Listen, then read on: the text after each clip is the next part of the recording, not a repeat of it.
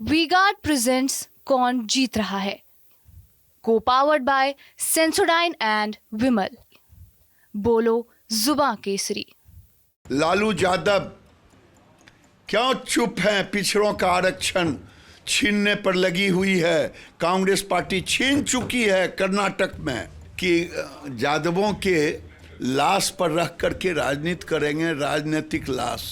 अगर ये संविधान खत्म करना है तो मुझे ऐसे संविधान को खत्म करने का जो वो कह रहे हैं मैं स्वागत करता हूं कि अगर मैं देशद्रोही बोलता हूं तो क्या सभी मुसलमान देशद्रोही हैं? हाँ, ये सच जरूर है, जितने आतंकवादी पकड़े गए वो एक ही समाज के पकड़े गए।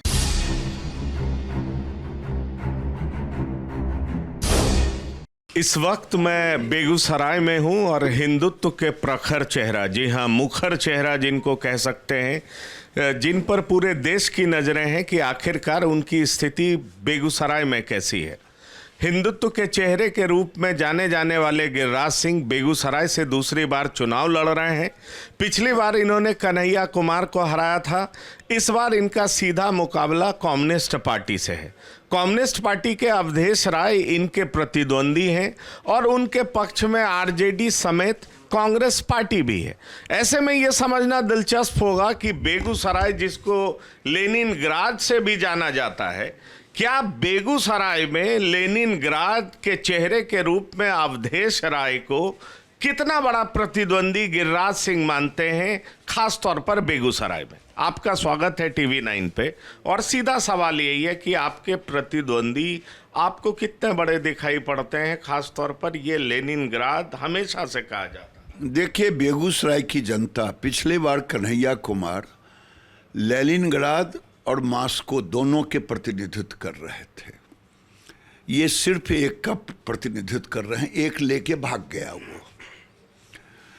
अब ये जो कर रहे हैं, बेगूसराय की जनता ने वो दिन देखा है जब यहां हजारों बहनें की मांगें सुनी हुई, खेत मजदूर आपस में लड़ के मिट गए, और ये 7 का 7 सीट बेगूसराय में असेंबली का जीत करके, तो कोई जनता अपनी बहनों की मांगें नहीं सुना करना चाहती है, वो दिन नहीं देखना चाहती है जो दिन इन्होंने दिखाया।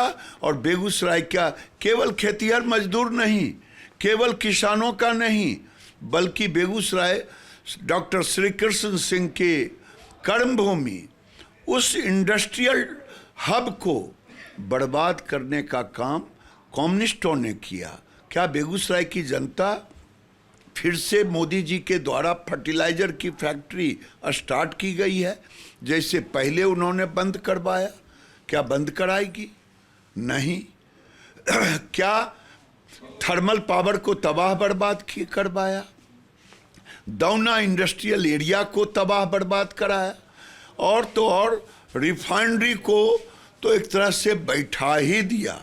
ये तो धन्य मोदी जो 25,000 करोड़ लगभग लगा करके हल्दिया से क्रूड ऑयल ला करके, और बिहार सरकार को भी 10,000 एंट्री टैक्स मिल रहा है, ऐसी नीति, और बेगूसराय की जनता की मांगों को पूरा किया।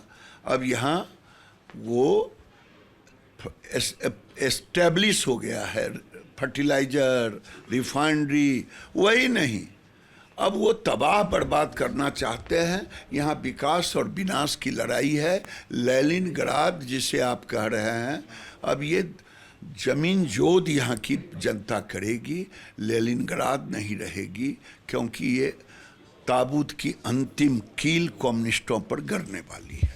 आपने कहा विकास बनाम विनाश की लड़ाई है। पिछली बार ट्रायंगुलर फाइट था, आरजेडी से भी उम्मीदवार थे, कम्युनिस्ट से भी उम्मीदवार थे, और आप भी थे।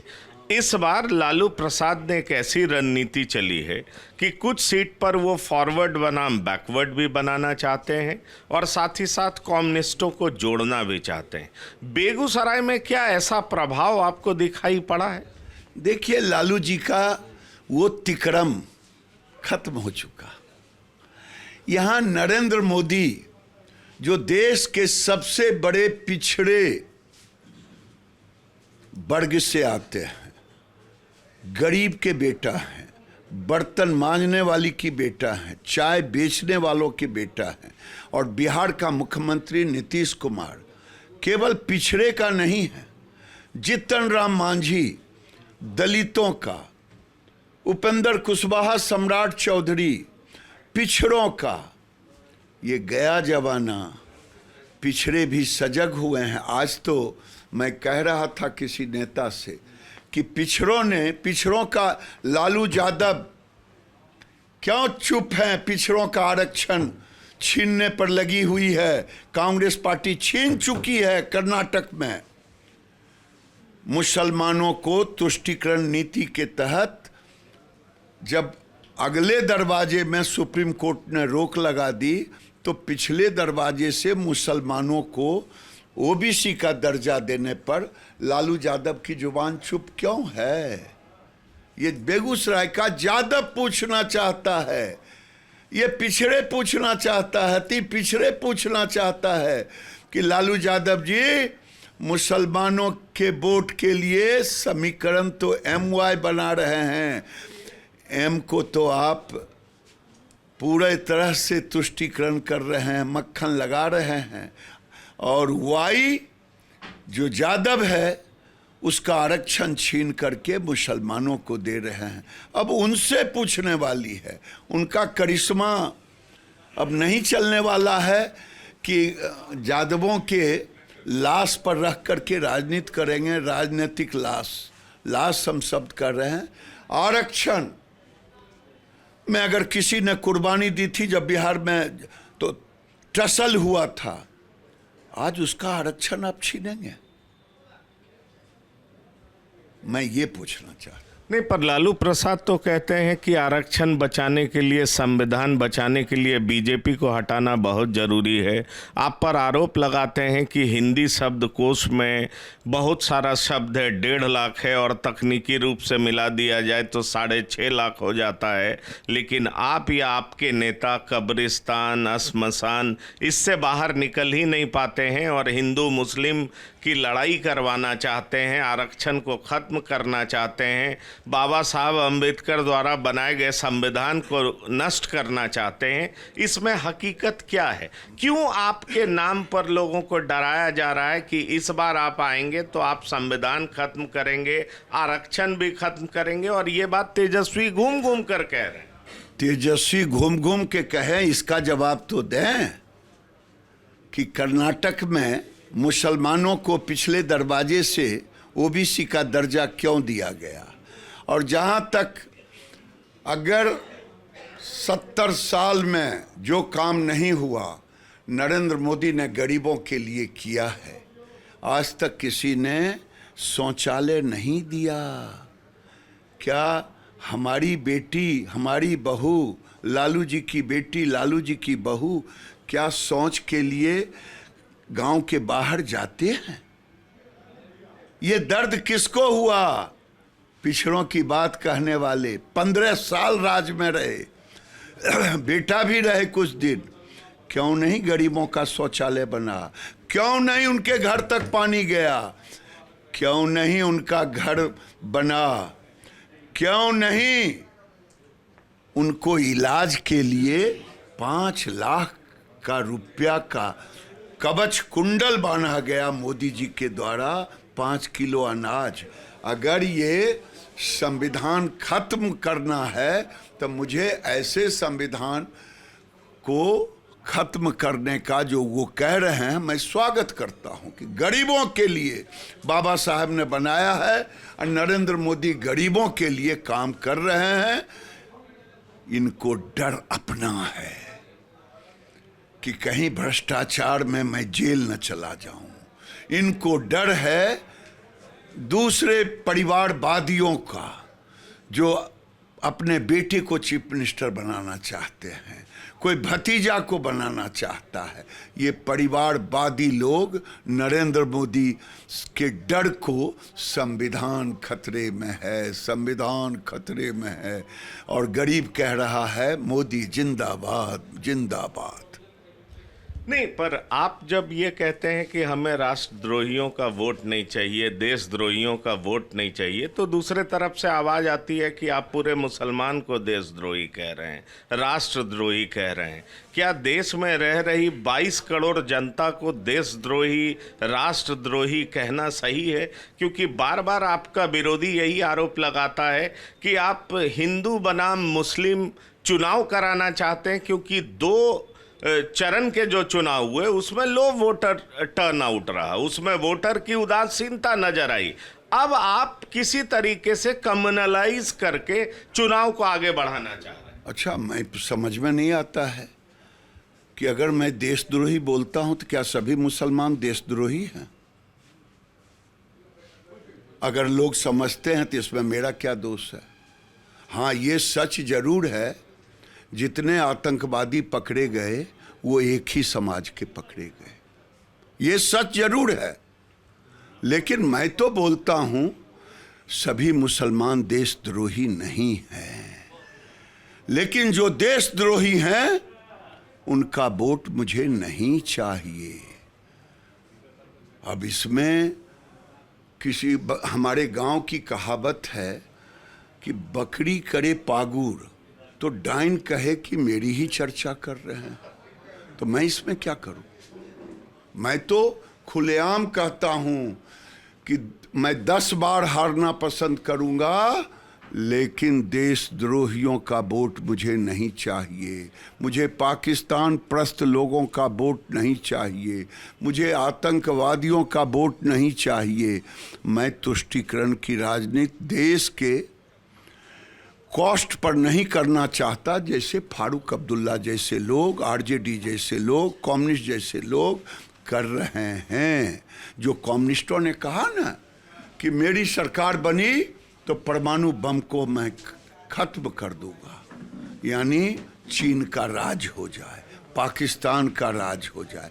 ये लोग तो दूसरे देश की भाषा बोल रहे हैं, ये लोग भारत को खत्म करना चाहते हैं, ये लोग भारत को बर्बाद करना चाहते हैं और मुस्लिम तुष्टीकरण की नीतियों पर चल रहे हैं।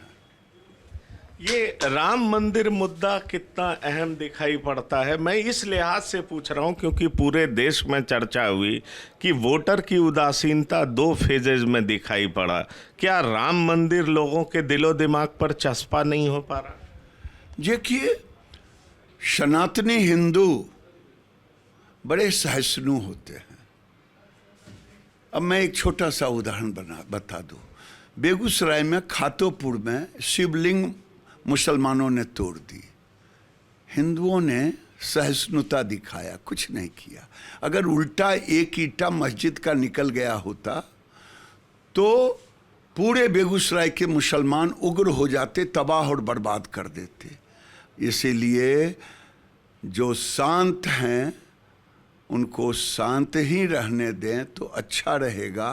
राम मंदिर एक एक सनातनी हिंदुओं के दिल में है कि 500 साल से इन कांग्रेसियों ने, इन विपक्ष पार्टी के नेताओं ने, कम्युनिस्टों ने, आरजेडी ने राम मंदिर और राम को अस्तित्व को कभी स्वीकारा नहीं। ये तो धन्य नरेंद्र मोदी जिसने ऐसी व्यवस्था कोर्ट से की। पूछते हैं लोग कोर्ट से है तो इसमें आपका क्या ले? अरे भाई, केस कोई लड़ता है तो जो जीतता है वही न कहता हम केस जीत लिए हैं। तो सनातनियों ने केस जीता है, हमें तो कांग्रेस पर रहम आता है।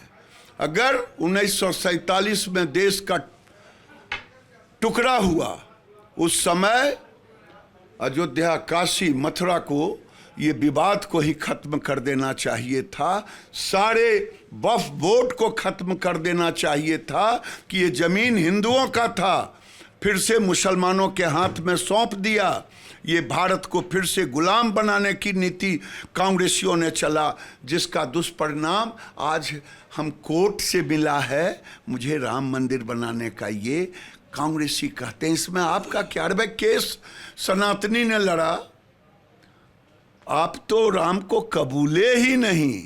लालू यादव घर में पोंगा पंडित बनेंगे और बाहर में मुस्लिम तुष्टीकरण करेंगे।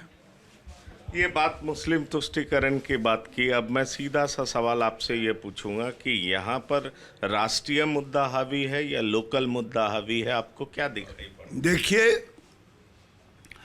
विकास सब जानते हैं कि नरेंद्र मोदी ने यहाँ 60,000 करोड़ लगा करके, चाहे गंगा पर पुल हो, चाहे एनटीपीसी हो, चाहे फर्टिलाइजर हो, चाहे रिफाइनरी हो, चाहे मुंगेर पुल हो, चाहे 4 लेन हो, चाहे एलिवेटेड रोड हो, चाहे यस अस्पताल हो, चाहे बच्चों का अस्पताल हो, चाहे ऑक्सीजन जनरेटर हो, इतने काम किए हैं।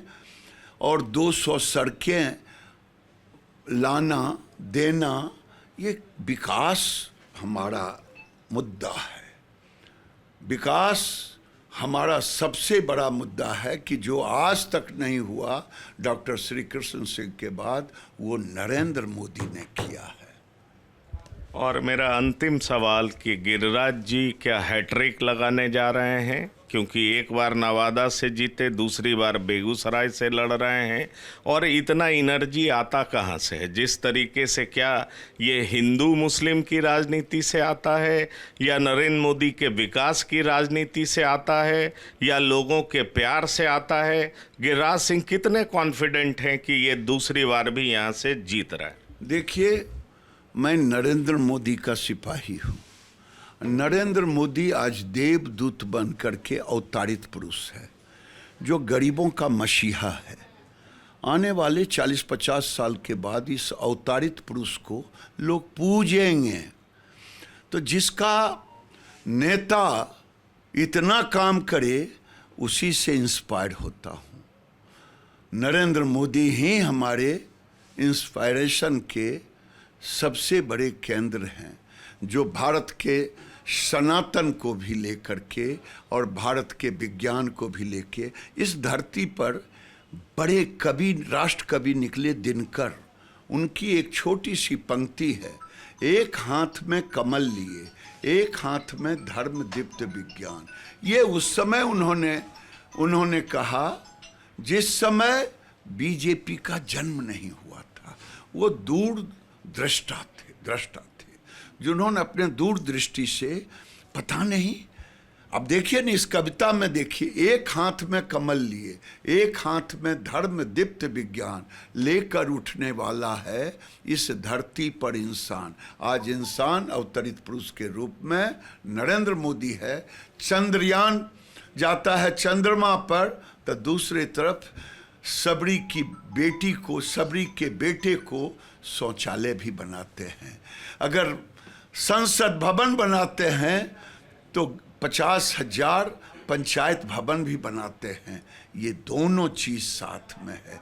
सनातन का उद्भव भी होता, राम मंदिर भी बनता, विश्वनाथ कॉरिडोर भी बनता, केदार भी बनता, महाकाल भी बनता। एक तरफ विकास है, दूसरे तरफ विरासत है। विरासत है। अंतिम सवाल, बिहार में कितनी सीटें जीतने जा रहे हैं? क्योंकि तेजस्वी बार बार कह रहे हैं कि इस बार आपका सुपड़ा साफ हो रहा है, वोटर उदासीन है, बाहर नहीं निकल रहा है। 2 फेज में आपकी स्थिति खराब रही है। परिवारवाद और 400 पार अब आप बोलना बंद कर दिए हैं, क्योंकि आपके घटक दल में परिवारवाद है, और 400 पार का नारा आपने लगाना बंद इसलिए कर दिया है क्योंकि बिहार में स्थिति आपकी खराब दिख रही है। अरे भाई, मुंगेरी लाल के हसीन सपने देखने में कोई किसी को मना करेगा क्या?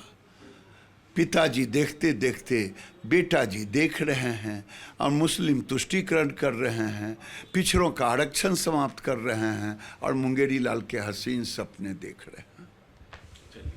तो ये गिरिराज जी थे, और ये बहुत ही खूबसूरत तरीके से हिंदुत्व को सिर्फ अगड़ों तक ही नहीं बल्कि पिछड़ों और अति पिछड़ों के बीच ले जाने में कामयाब दिखाई पड़ते हैं। आप इनकी बातों को सुने तो आपको दिखाई पड़ेगा कि दिनकर की धरती पर दिनकर की कविता पढ़ते हुए ये जिस तरीके से कहते हैं कि प्रधानमंत्री मोदी की बातों ने किस, और उनके द्वारा किए हुए कामों ने किस तरह से सबरी की बेटियों को लाभ पहुंचाया है, तो आप समझ लीजिए कि ये अपनी बातों से पूरे हिंदू समाज को किस तरह से जोड़ने का प्रयास कर रहे हैं। सवाल ये उठता है कि पिछली बार तेज तर्रार नेता कहे जाने वाले कन्हैया कुमार को बेगूसराय से करारी शिकस्त देने वाले गिरिराज सिंह क्या इस बार भी विजय का परचम लहराते हैं, ये देखना दिलचस्प होगा। लेकिन एक बात तो बिल्कुल सही तौर पर कहा जा सकता है कि हिंदू के मुखर और प्रखर चेहरे के रूप में जाने वाले गिरिराज सिंह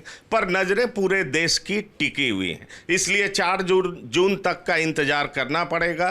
TV9 में अपने साथी जेरी के साथ पंकज कुमार इस समय बेगूसराय से। धन्यवाद, नमस्कार।